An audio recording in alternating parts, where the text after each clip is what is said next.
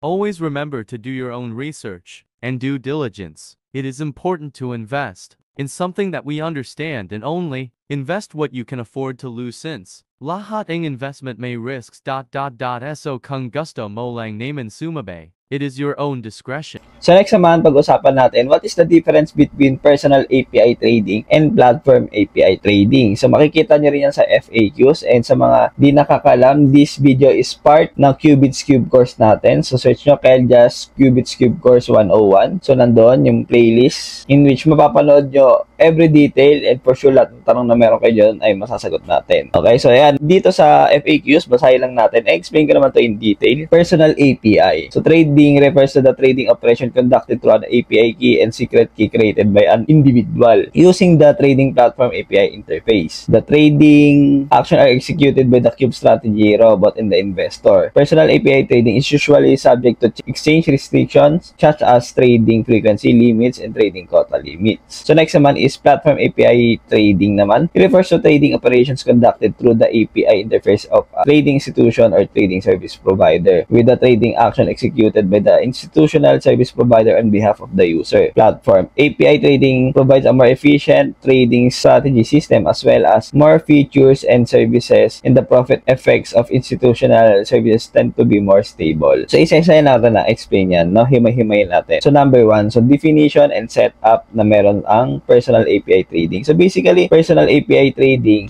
may sarili ako, ginagamit ko yung API interface ng platform, pero yung API key and secret key is created ko. Halimbawa, platform API trading refers to trading operations conducted to the resident API platform of trading institution and trading service provider. So ibig sabihin, sa kanila yung platform, sa kanila din yung itong API key and secret key. So ito, definition and setup. So personal API trading, himay-himayin natin. So yung individual trader yung nagsiset up ng sarili nilang API key and secret key. So ito yung unique identifiers nila to allow individual trader to interact with the platform system. So basically, you can create your own special keys or parang password siya to connect to the trading platform. So number 2 is yung pag-execute niya ng trades. So trades are executed by a combination of Cube strategy, ayan, and ng individual trader. So the trader programs their own, so sila nag-program ng sarili nilang trading strategies and uses the API to place trades automatically based on those strategy. So basically, you use these keys in your own program trading strategies para mag-trade automatically. Number 3, limitation and restrictions. So, siyempre, personal API trading, typically, may mga various restriction imposed siya by the exchange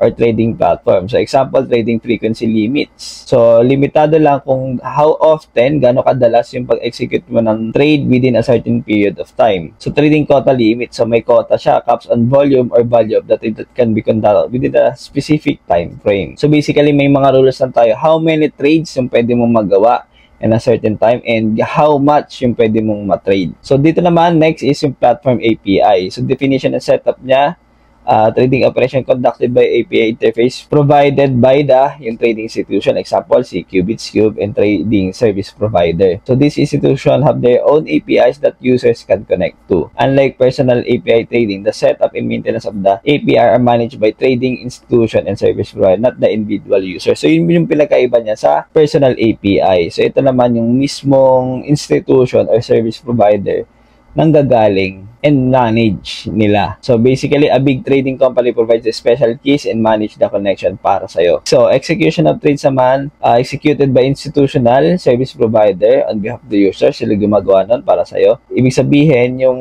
sila nag-handle ng mga actual trading actions based on predefined strategies and algorithms na sinet nila. So user benefit from this expertise and infrastructure of the institution, which can include more sophisticated trading strategies and tools. So basically, ibig sabihin yan, the company handles the trade for you using yung advanced system and strategy nila. So mga advantages. So efficiency. So basically dito sa platform API trading, mas mabilis siya and mas efficient. So feature and services niya, magkakaroon ka ng access sa better tools and better support. So oftentimes stability, yan, madalas yan, and profitability. Dahil syempre professionals na yung nag-manage neto para sa'yo. So kung gusto nyo makita, ayan yung table. So popost ko na yan in 5, 4, 3, 2, 1. So, ayan, kayo na bahala magbasa dyan. Sinamarize ko na para sa inyo. So, see you sa mga susunod na video pa natin. And ito naman, the fees charged by the platform. So, kapag yung personal API trading ginamit mo, they commission you 20%